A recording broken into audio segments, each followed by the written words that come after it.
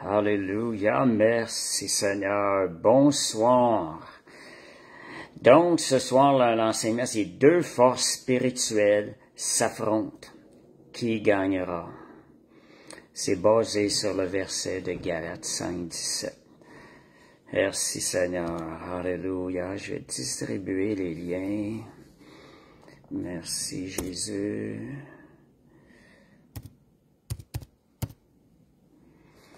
Voilà, ça s'en vient. Merci Seigneur, alléluia. Gloire à Dieu, on va enlever le son. Alléluia, merci Seigneur. Bon, on va distribuer des liens. Le temps que les gens se connectent.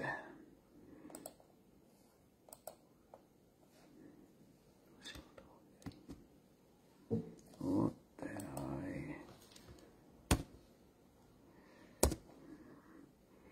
voilà. Merci Seigneur, alléluia. Gloire à Dieu. Donc, je vais faire la distribution des liens entre-temps. Merci Jésus. Alléluia.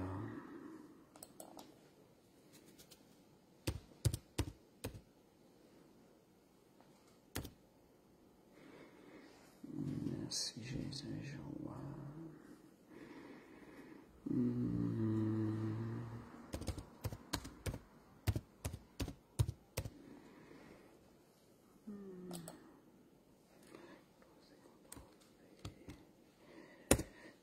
On va commencer dans quelques minutes. Je suis en train de faire la distribution des liens, le temps que les gens se connectent.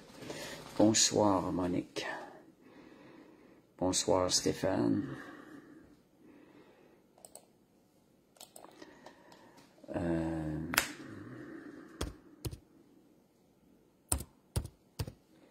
Merci Jésus. Alléluia. Merci Seigneur. Bon. Merci Jésus.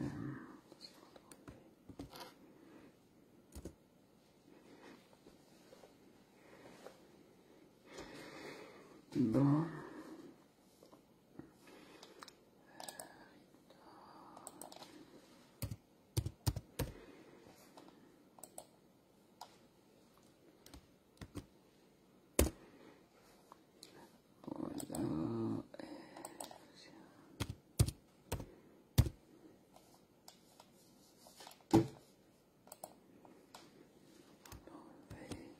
Bonsoir Françoise, bonsoir Sylvie. Alléluia, les voix de Dieu sont parfaites. Seigneur, on te remercie. Bon, on va attendre un peu. Quelle heure est-il? 20h08. On va commencer.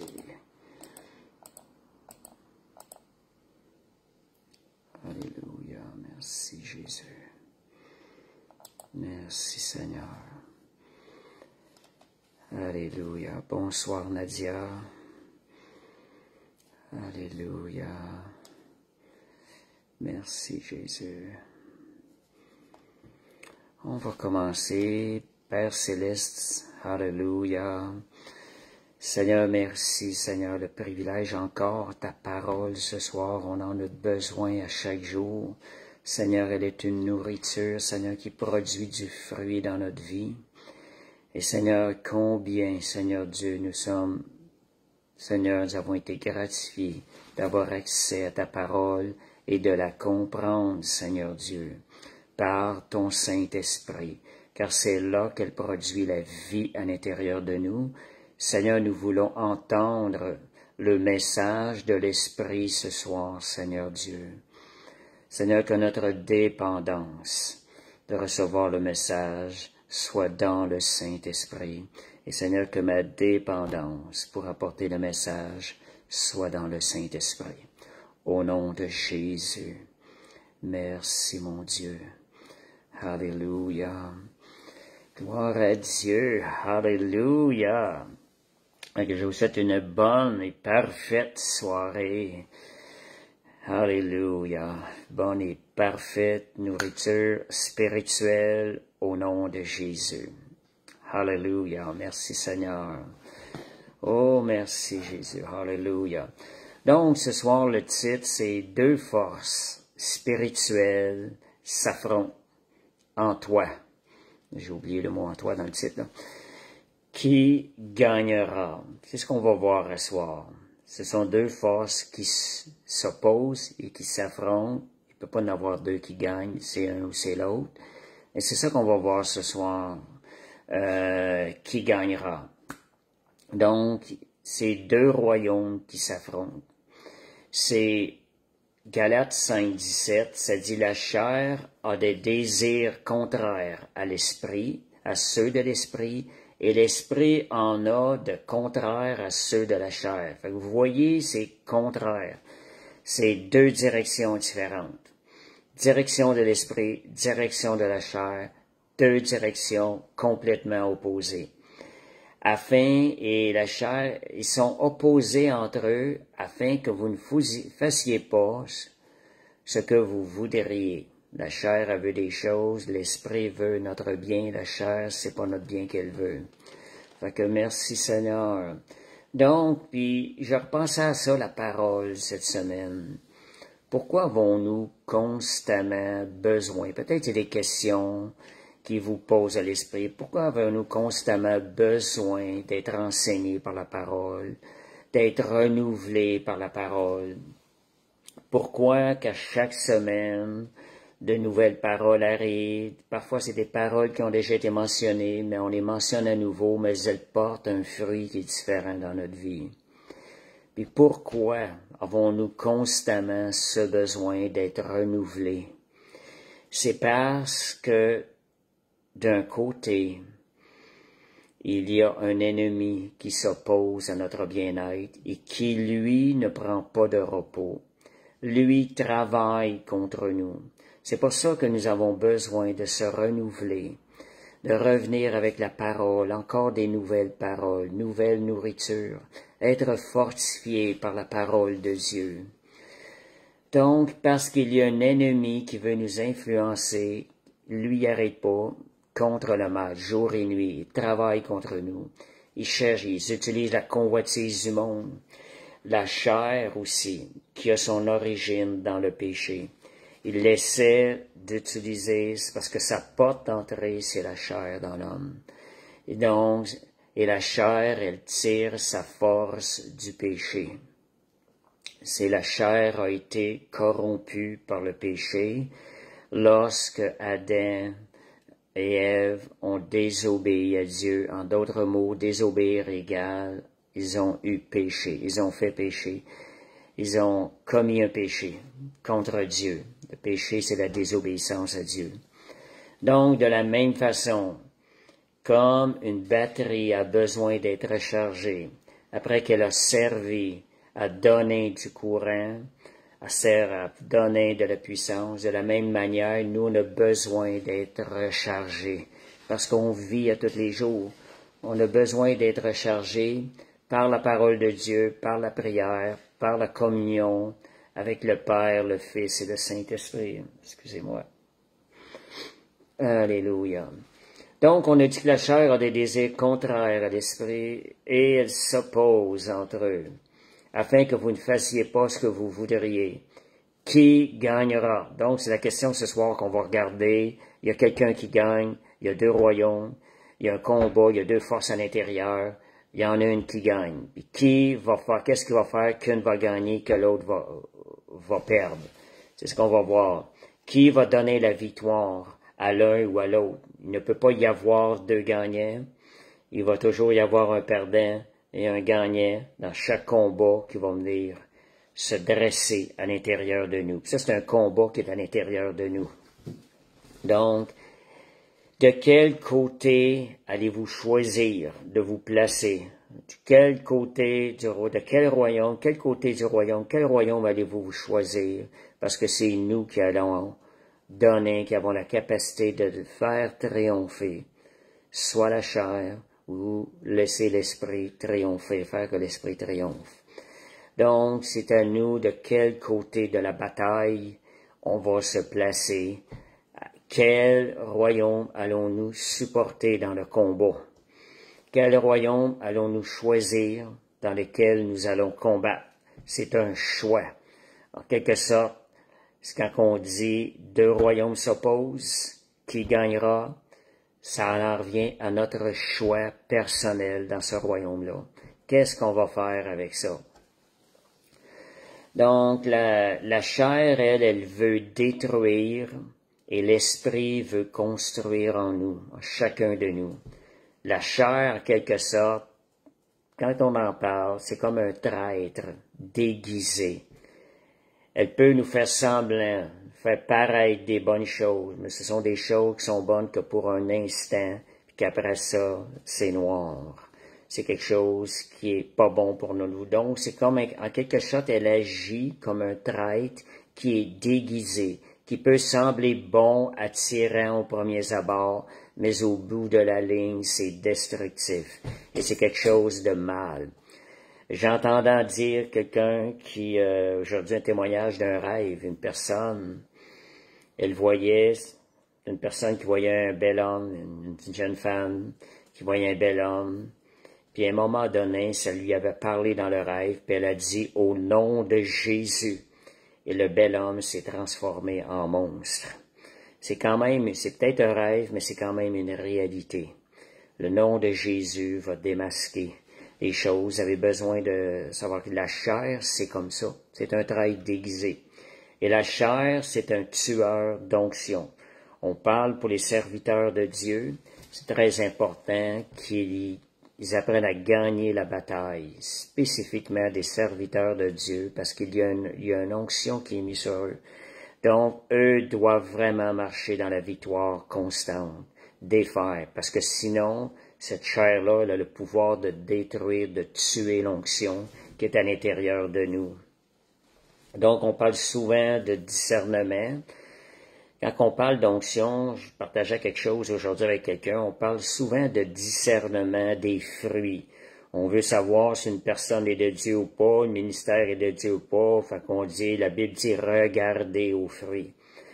Moi, je trouve qu'il y a une incompréhension de ce verset-là. Est-ce que la plupart des gens, quand ils disent regarder aux fruits, ils vont regarder au caractère de la personne?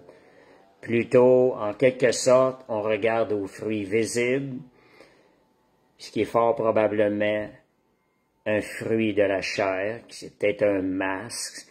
Les profondeurs de Dieu, c'est le fruit de l'esprit qu'il faut apprendre à regarder dans le discernement. Quel est le résultat final?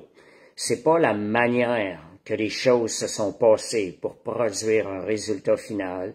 Beaucoup vont s'arrêter à des manifestations qui semblent pas normales, qui semblent pas naturelles, puis ils vont se dire qu'ils ont du discernement, ils vont regarder à l'apparence du travail plutôt qu'à regarder aux résultats finaux. Quand on dit les fruits, ce sont les fruits que l'esprit produit. La chair, elle peut pas produire des bons fruits. Donc, ça dit, on les reconnaîtra à leurs fruits. Ça va être des fruits que l'esprit va produire, le travail que l'esprit va produire. Vous savez quelque chose, c'est pas ceux qui ont les plus bons caractères qui sont les mieux dans l'esprit. Il va y avoir des bons caractères qui vont se retrouver en enfer. Il va y en avoir des gens qui ont des moins bons caractères qui vont se retrouver au ciel. Fait que c'est pas à ça, quand on dit de regarder aux fruits, c'est de regarder les fruits, on les évalue au niveau de l'esprit. Qu'est-ce que ça produit? Quel résultat cette onction-là produit au bout de la ligne? Pas la manière qu'elle s'est manifestée, mais qu'est-ce qu'elle produit comme résultat? Est-ce qu'il y a une vraie délivrance qui est là, qui est permanente? Est-ce que la personne vit une liberté? Est-ce que c'est le royaume des ténèbres qui perd des plumes suite à ce combat qui s'est passé? C'est ce genre de choses-là qu'il faut regarder. Puis bien souvent, quand des gens regardent au caractère, ce sont des gens qui vont avoir tendance à idolâtrer l'homme. Ils vont avoir tendance, puis qu'est-ce qui arrive dans l'autre chose? Si cet homme-là change de côté, ils vont avoir de la haine, ils vont manifester de la haine envers cette personne-là. C'est quand on ne voit plus les choses dans l'esprit, on regarde à l'homme, à l'apparence.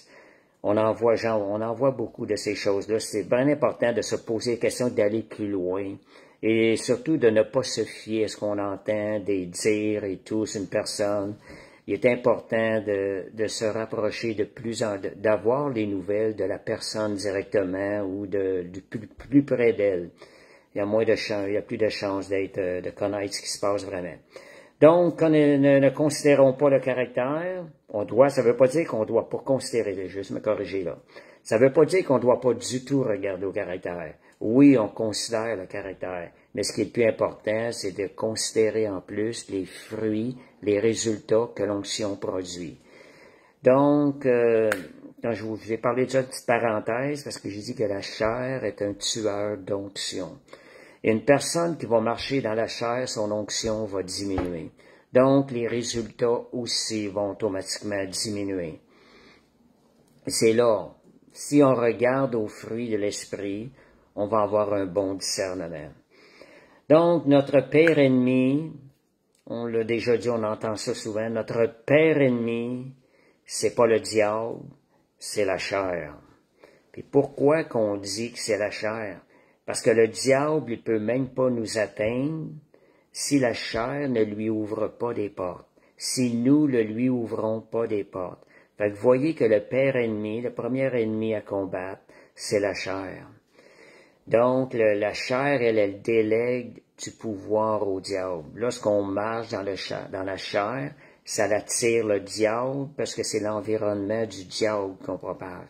Si on marche dans l'esprit, on va emmener la présence de Dieu dans notre vie parce que c'est une présence dans laquelle il va bien se sentir.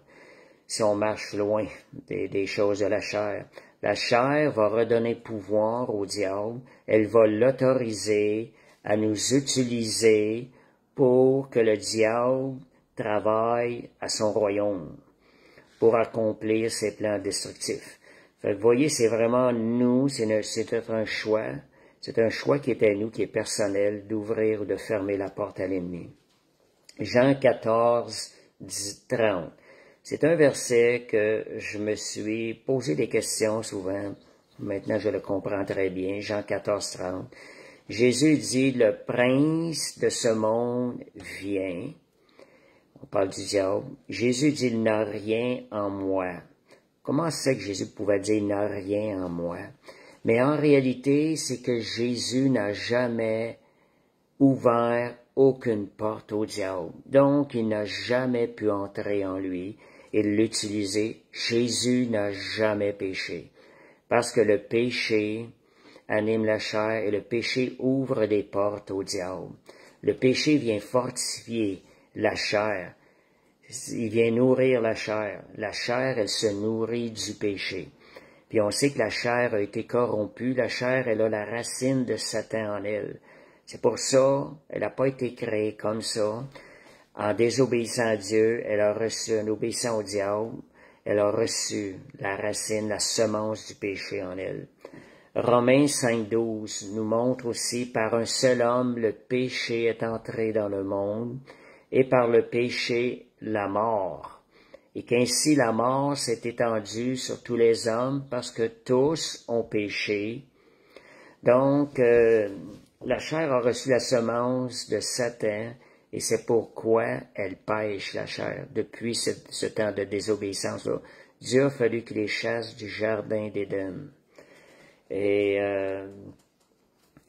donc, si on revient à Galates 5,17, la chair a des désirs contraires à l'esprit, et l'esprit en a des ceux contraires à la chair. Si on regarde, nous sommes, nous, le temple du Saint-Esprit. On va voir une dimension de ça. Nous sommes le temple du Saint-Esprit où la présence de Dieu demeure. Nous sommes le temple. Étant né de nouveau, le Saint-Esprit a fait sa demeure en nous. Dans l'Ancienne Alliance, cet endroit est appelé le Saint des Saints, dans le tabernacle. C'était le troisième lieu, c'était appelé le Saint des Saints. Le souverain sacrificateur seul pouvait y entrer une seule fois par année et il devait s'être sanctifié par des rites, des choses qu'il devait faire. Donc, si on regarde contraire, ici on parle de sainteté sans péché. Et l'esprit est saint et la chair a été corrompue par le péché. Fait qu'on voit que ça s'oppose.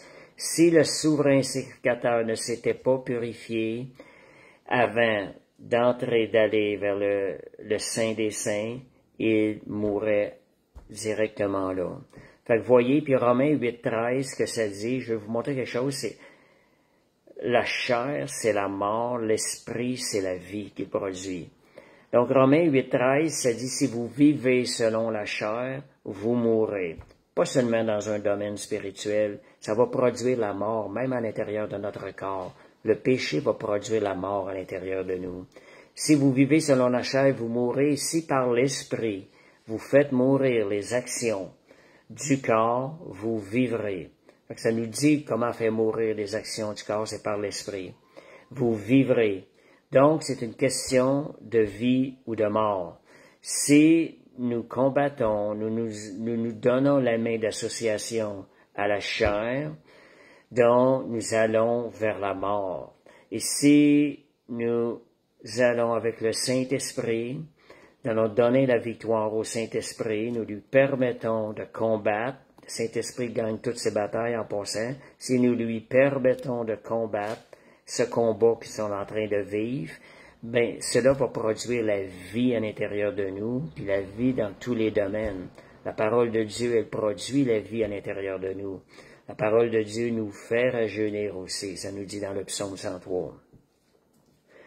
Donc, tous ceux qui sont conduits par l'Esprit de Dieu sont fils de Dieu. Donc, on va hériter, on va avoir accès à l'héritage des fils de Dieu.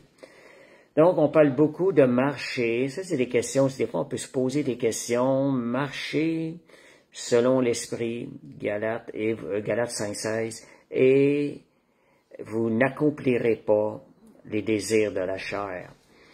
C'est un verset qui parfois peut être mal compris. On peut se poser beaucoup de questions sur ce verset-là. Parce que ça dit en premier, marchez selon l'esprit, vous n'accomplirez pas les désirs de la chair. Donc, il est en train de nous dire, la première chose à faire, c'est de marcher dans l'esprit et vous n'accomplirez pas les désirs de la chair. Donc, on peut être porté à penser qu'on n'a rien à faire et que la chair, on l'ignore et on marche dans l'esprit, on veut marcher dans l'esprit puis on ignore que la chair est là. Et ça, c'est une erreur qui peut nous arriver des fois. C'est pas nécessairement ça. Les deux points sont mentionnés. Ça veut dire qu'on ne doit pas ignorer que la chair est là. Donc, il y a un petit quelque chose, on doit être alerte à ce que la chair veut faire, et nous focusons de marcher par l'esprit. Donc, il est impossible de marcher dans l'esprit, par l'esprit, si nous n'avons pas soumis la chair. La chair, on a à la tenir soumise. Donc, le but n'est pas de focusser, de ne pas accomplir les désirs de la chair, c'est pas nécessairement le but. Le but est de marcher dans l'esprit sans toutefois négliger cette recommandation-là de ne pas accomplir les désirs de la chair. Donc, ça sous-entend qu'on a aussi une part à faire à ce niveau-là. On a une part à faire. Notre part n'est pas nécessairement quelque chose de grand, mais il y a une part à faire. Donc, on a à l'œil les désirs de la chair pour les soumettre. Mais quand le focus est de marcher par l'esprit, on va voir pourquoi, parce qu'en marchant par l'esprit, la force en nous, le Saint-Esprit se lève en nous avec sa force toute puissance, avec sa force victorieuse, et c'est lui qui va venir tuer la chair. Donc, est-ce qu'on peut penser que le Saint-Esprit va tout faire? C'est non. On a une part à faire, c'est ça. Un peu comme ce qu'on entend, un proverbe qui dit « Aide-toi et le ciel t'aidera. » Donc, il y a une première chose, c'est nous. Aide-toi et le ciel t'aidera. Donc, c'est de dire, on dit non à la chair, et quand vient le temps de la combattre, on dit Saint-Esprit, aide-moi. On dit non, c'est pas ça que je veux, on fait le choix. C'est la partie qu'on a à faire. On fait le choix en nourrissant ce désir-là et on va chercher l'aide du Saint-Esprit qui vient combattre pour nous. Et le Saint-Esprit, c'est lui qui fait presque tout le travail. Mais on a une petite part à faire qui est primordiale. Donc, le Saint-Esprit lui vient avec toute sa puissance, puis il va vaincre la chair. Et Jean 14, 16 à 17, ça dit... Et moi je prierai le Père, il vous donnera un consolateur. Et le sens de ce mot-là, c'est un aide, afin qu'il demeure avec vous, l'esprit de vérité. Une aide, ça peut être interprété par un avocat, un consolateur, du soutien, et il sera avec vous, ça dit. Quel serait, quand on dit aide, là, le mot aide, là, quelqu'un vient t'aider. Ça ne veut pas dire que toi, tu t'en vas.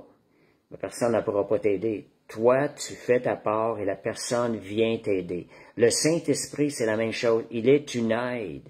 C'est pas lui qui fait tout le travail. Toi, tu es là et tu demandes l'aide du Saint-Esprit. Il vient t'aider. Saint-Esprit, aide-moi. Je dis non à la chair. Maintenant, Saint-Esprit, aide-moi et viens me donner la victoire. Viens combattre. Fait que si on garde cet esprit-là, on va marcher dans la victoire. C'est le Saint-Esprit qui fait le gros du travail. Parce que le Saint-Esprit gagne toujours ses combats. Donc, dimanche, je mentionnais à l'Assemblée, j'ai peut-être pas assez évolué là-dessus, mais c'est qu'à ce soir, on parle de l'esprit, on parle de la chair. On a deux sujets qu'on parle. J'ai demandé dimanche, imaginez-vous, que Jésus ne nous aurait pas donné le Saint-Esprit. Jésus ne nous aurait pas donné le Saint-Esprit. Quelle serait votre vie aujourd'hui si Jésus ne vous aurait pas donné le Saint-Esprit, et que vous auriez accès à la Bible? Quelle serait votre vie aujourd'hui? Est-ce qu'elle serait différente que si... Est-ce qu'elle serait différente de ce que vous vivez aujourd'hui? Si votre vie ne serait basée que sur l'Écriture, qu'elle ne serait pas différente, vous manquez quelque chose. Parce que Jésus, quand il a dit « Je m'en vais, mais je vous envoie quelque chose, le Saint-Esprit un cadeau, il est préférable que je m'en aille afin que vous le receviez. » Donc, c'est là l'importance du Saint-Esprit. Le Saint-Esprit, c'est vraiment réaliser est-ce qu'on vit notre vie avec la conscience de ce don qui nous a été donné. Et le Père est venu nous donner, Jésus nous en l'a envoyé et le Père nous l'a donné.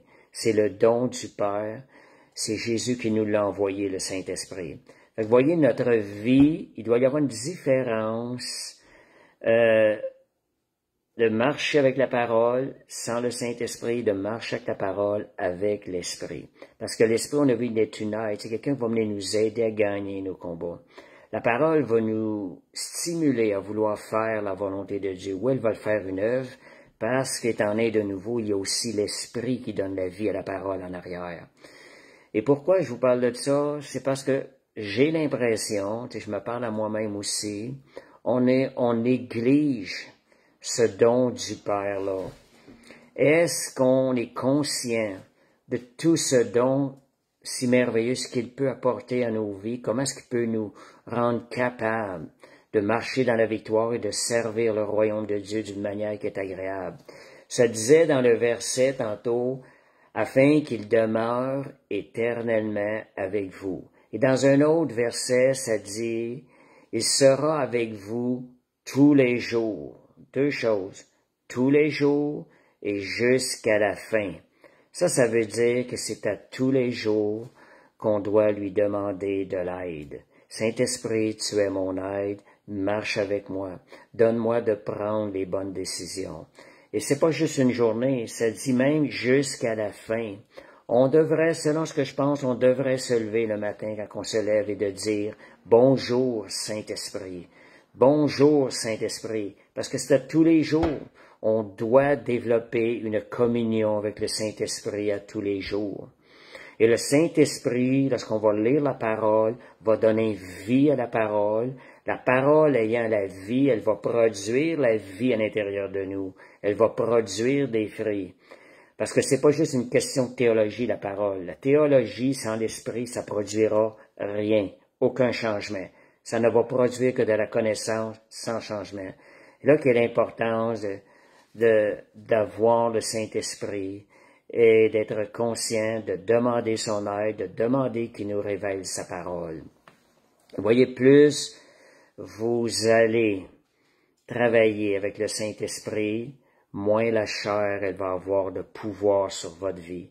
Comme je vous disais, c'est soit un ou soit l'autre. Quel royaume on est en train de nourrir à l'intérieur de nous? Quel royaume sommes-nous en train de servir? Le royaume de la chair ou celui de l'esprit?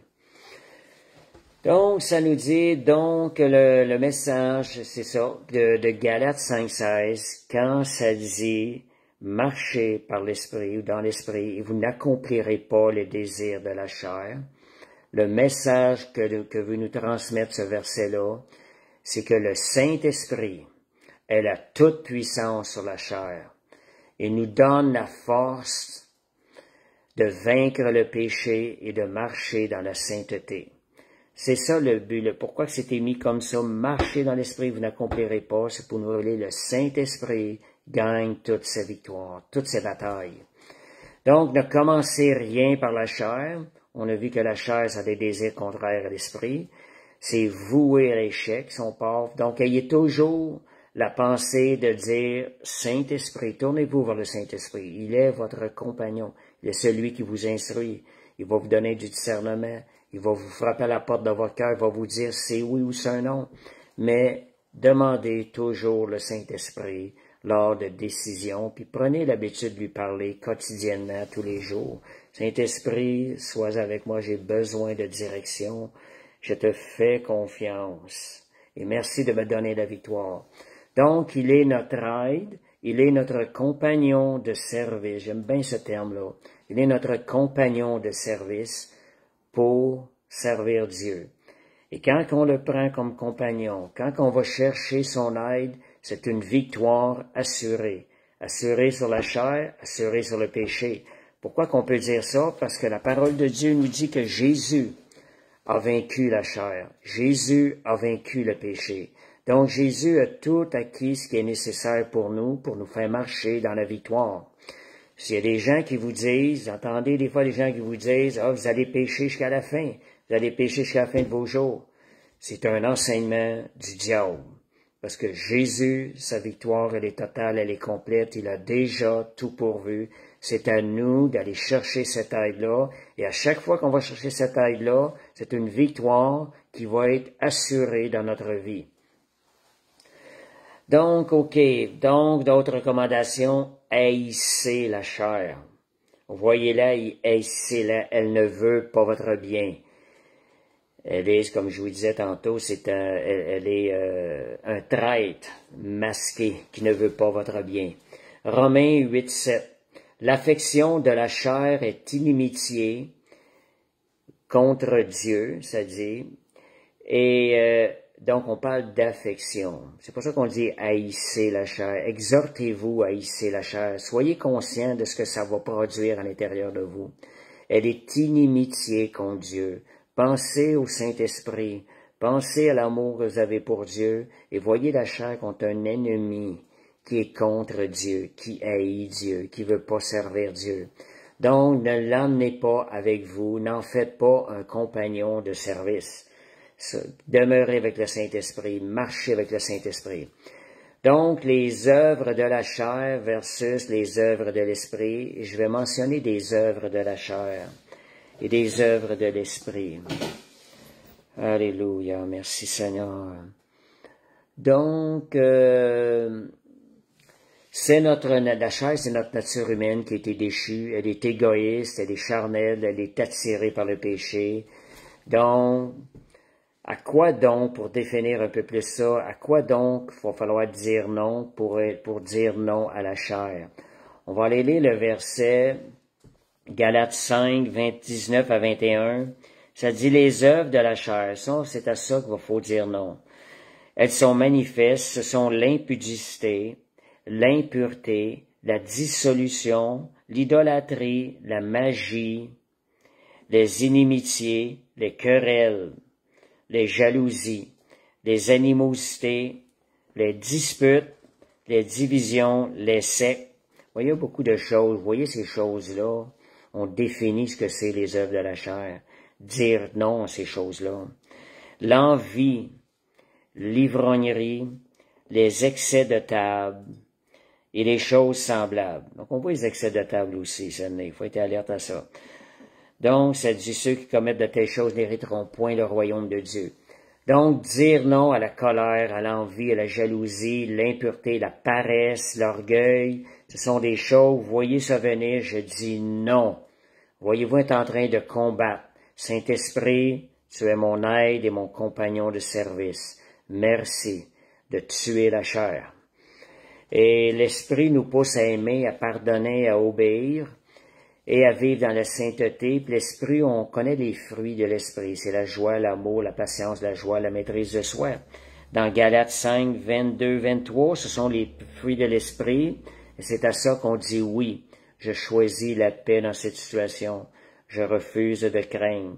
Je refuse d'aimer la personne qui vient de m'attaquer parce que je combats avec l'Esprit. L'Esprit est mon aide et vous avez besoin d'aide, il va venir vous aider à aimer les personnes.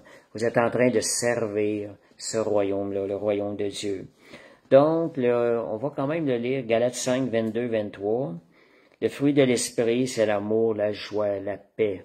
Amour, joie, paix, patience, bonté, bénignité, fidélité, douceur, tempérance. Dans d'autres mots, ça dit maîtrise de soi, tout dépendant de la version. Je pense que c'est des choses, courez vers ces choses-là. Si vous voyez pas ces choses-là qui apparaissent, qui veulent être démontrées à travers une situation, allez vers le Saint-Esprit. Saint-Esprit, tu es mon aide pour gagner ce combat. Aide-moi. Et le Saint-Esprit est fidèle. Ce genre de choses-là, ces deux mots-là, aide-moi, le Seigneur entend. Je ne sais pas si vous l'avez déjà expérimenté, mais faites-le fermement. Vous allez voir que le Saint-Esprit vient immédiatement à votre aide. Donc, la chair, elle refuse de se soumettre à Dieu. Donc, si vous sentez quelque chose à l'intérieur de vous, vous avez de la misère à obéir la parole, c'est l'œuvre de la chair. C'est quelque chose qui vient pour vous détruire. Elle veut te faire vivre sans discipline, sans pardon, sans obéissance. Tu ne peux pas tuer la chair par tes propres forces. Ça, c'est quelque chose, là. Vous ne pouvez pas l'anéantir, la tuer par tes propres forces. En réalité, vous ne pouvez pas vraiment gagner un combat quand la chair se lève pour vous faire du tort. Vous avez besoin du Saint-Esprit. Donc, elle perd son pouvoir, la chair perd son pouvoir lorsque vous invoquez l'aide du Saint-Esprit. Elle perd son pouvoir parce que le Saint-Esprit est tout puissant, c'est la toute-puissance. Donc, comment traiter la chair? 1 Corinthiens 9, 27. Paul nous montre un peu comment il traitait la chair. Il dit, mais je traite durement, il le voit ici au niveau du corps, parce que même la chair, c'est pas seulement juste les émotions, c'est au niveau du corps aussi. Je traite durement mon corps et je le tiens assujetti. Et ça d'autres choses, ça continue le verset. Paul dit qu'on doit traiter durement. Donc, on doit avoir un œil sur notre corps. En d'autres mots, je traite durement mon corps, ça veut dire discipline ton corps. Tu vas ordonner à ton corps quoi faire. Paul avait un don et discipliner, qu'est-ce que ça implique? Discipliner, ça implique s'entraîner, être constant dans notre marche. Ça, c'est bien important. Être constant, la constance, pas de relâchement. Des fois, la constance, c'est ce qui va faire toute la différence. C'est tellement important. Parfois, on peut appeler ça la persévérance. Que ce soit la constance ou la persévérance c'est de demeurer constant dans la direction que tu avances, dans la vitesse que tu avances avec le Seigneur, tu ne te permets pas de relâchement. Donc, c'est quelque chose qui est très important. Si on n'a pas la constance ou la persévérance, qu'est-ce que ça produit? On avance, on recule. On avance, on recule. Et la constance, la persévérance va vous permettre d'avancer constamment. Peut-être que vous allez arrêter, mais vous reculerez pas. Et ça fait toute la différence. Donc, vous allez avancer, parfois petit à petit, mais sûrement.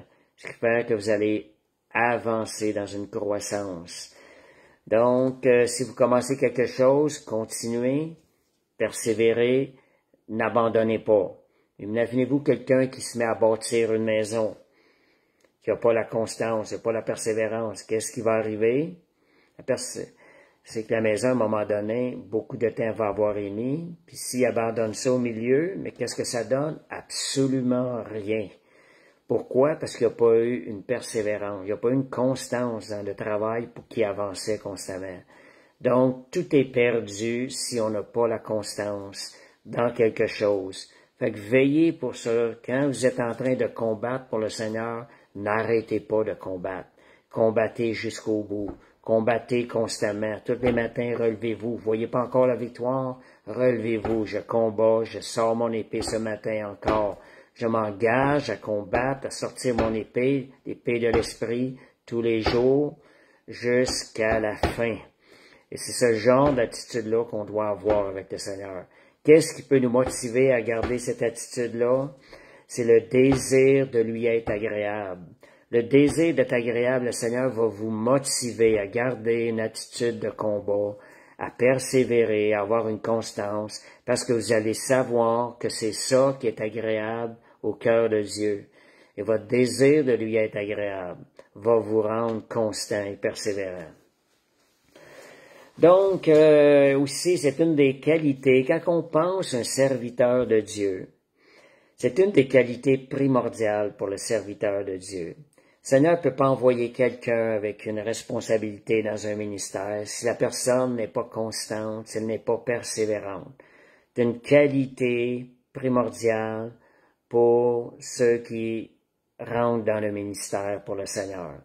Sinon, ça devient, s'il arrive, vous êtes en train de combattre, vous avez le goût d'abandonner, n'abandonnez pas. C'est tentant des fois, on sent le fardeau, j'ai le goût de tout arrêter, relevez-vous vos manches, je persévère, je continue, Seigneur. Et là, vous allez voir des résultats. Donc, Dieu veut voir la constance, la persévérance pour nous confier des choses.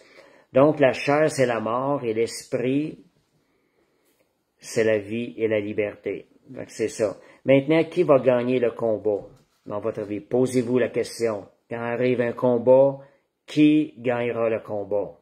C'est qui va gagner le combat? C'est celui que tu nourriras le plus. C'est pas juste sur le moment, là. On s'entretient avec la parole de Dieu pour être prêt lorsque l'attaque va venir pour le combat. Donc, c'est nous qui choisissons lorsque le combat vient ou le choix nous est présenté, c'est nous qui choisissons de servir, de combattre avec le royaume de la chair, qui n'est pas là pour nous bénir, qui peut sembler bon pour un temps, mais qui à la longue va être destructif pour notre vie, ou soit de choisir d'obéir au Saint-Esprit, ce combat qui produit la vie, la croissance à l'intérieur de nous, qui emmène la vie de Dieu à l'intérieur de nous. Romains 8, 5, ça dit, ceux qui vivent selon la chair s'affectionnent, on parle d'affection aux choses de la chair, mais ceux qui vivent selon l'Esprit s'affectionnent aux choses de l'Esprit. Voyez ce que je vous disais, c'est pas juste sur le moment, il faut travailler constamment, haïr le péché, haïr les choses qui nourrissent la chair et plutôt nourrir l'Esprit, ce qui est agréable à l'Esprit de Dieu. Donc, comment est-ce qu'on peut nourrir, dernière chose, on termine dans 2 minutes, comment est-ce qu'on peut nourrir la chair, comment est-ce qu'on peut nourrir l'Esprit de Dieu? C'est à travers ce qu'on lit, ce qu'on écoute, à travers aussi ce qu'on médite. Qu'est-ce qu'on lit, qu'est-ce qu'on écoute, ce qu'on lit, ce qu'on écoute, ça, on est en train de nourrir notre esprit, soit de bonnes choses ou de mauvaises choses, soit qu'on nourrit des désirs de la chair ou qu'on est en train de nourrir les désirs de l'esprit. Donc, ce que tu regardes, écoutes et lis. Donc, les yeux, les oreilles, les pensées, ce sont des endroits qui viennent nourrir notre esprit à l'intérieur. Donc, on se garde et comment aussi se garder rempli. C'est pas juste de nourrir une foi. On a parlé tantôt qu'on a comme une batterie, on a besoin d'être rechargé. Donc, on se garde rempli de l'esprit par des louanges. Vous êtes dans la maison, vous en allez dans la rue, à l'intérieur, laissez les louanges de Dieu monter. Et faites-le à voix haute quand il n'y a pas personne autour de vous. Des louanges, la prière, entretenez-vous, voyez de la prière, des temps de prière constants, la lecture de la parole de Dieu, et aussi la communion avec le Saint-Esprit. Je vous parlais tantôt que le Saint-Esprit est celui qui nous a été donné. Il est très important de développer une communion avec le Saint-Esprit. Beaucoup d'hommes de Dieu ont servi Dieu avec la puissance du Saint-Esprit, avec l'onction de Dieu, lorsqu'ils ont développé, ils ont une révélation de la communion avec le Saint-Esprit. Ils ont appelé le Saint-Esprit leur meilleur ami. Nous devons en arriver à cette heure parce que c'est lui qui nous a été donné. Le Saint-Esprit a été donné pour l'Église. L'Église est la future épouse de Christ. L'Église, elle est là pour glorifier le nom de Jésus. Et le Saint-Esprit a été donné pour l'Église. Fait que c'est vraiment important. Autre dernière chose, fréquenter des bonnes compagnies. Des personnes là, qui n'ont pas de mauvaise influence autour de vous. La Bible dit les mauvaises compagnies corrompent les mœurs. Fait que vous voyez, ça c'est des choses, et de cette manière-là qu'on peut nourrir soit la chair ou soit l'esprit, et quand le combat vient, dépendant de qu'est-ce qu'on va avoir nourri, il y en a un qui va avoir déjà plus de puissance que l'autre. Mais jamais oublié, Saint-Esprit, aide-moi et merci pour la victoire qui est assurée en toi. Au nom de Jésus. Fait que merci Seigneur, c'était l'enseignement de ce soir. J'espère que ça peut vous motiver davantage à développer une communion avec le royaume que vous voulez qu'il gagne à l'intérieur de vous. Il y a un combat. Développer la communion avec le Saint-Esprit et la chair n'aura pas de pouvoir. Merci Seigneur, fait qu'on va terminer par la prière. Père Céleste, on te remercie. Merci Seigneur Dieu de nous avoir donné le Saint-Esprit qui est notre aide pour nous aider à vaincre la chair, nous assurer une victoire sur la chair parce que Jésus t'a déjà vaincu la chair, t'a déjà vaincu l'esprit. Montre-nous les portes que parfois nous ouvrons au diable, que nous ne sommes pas conscients. Montre-nous ces portes afin que nous fermions ces portes-là et que l'ennemi n'ait plus de place en nous, que l'ennemi n'ait rien en nous, plus aucune place. Père, on te remercie, Seigneur. Nous demandons et nous recevons par la foi, au nom de Jésus. Amen. Merci, Seigneur. Fait que je vous encourage à partager ce live sur vos réseaux sociaux.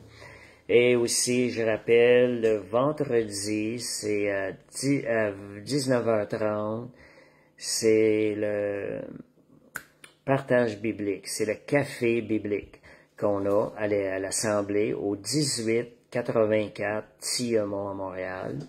On a aussi les dimanches l'Assemblée qui est à 14h aux mêmes adresses, 1884 Tillemont, Montréal. Aussi les mardis à 19h, l'intercession. Ne manquez pas ça, l'intercession. Une église qui a de l'intercession, c'est une église qui ne sera pas comme les autres. Parce que le Saint-Esprit va agir, parce qu'il y a un combat qui est constant. Comme je disais la semaine passée, la fidélité aussi, qu'il y a toujours une personne au combat, l'ennemi ne pourra jamais, jamais se réjouir. Parce qu'une seule personne peut ébranler le royaume des ténèbres. Donc, merci à tous, ceux qui sont là, encore ceux qui sont fidèles, merci ceux qui sont présents. Fait que je vous souhaite une parfaite soirée, puis une parfaite victoire avec l'aide du Saint-Esprit. C'est une parfaite victoire qui est assurée. Au nom de Jésus. Amen.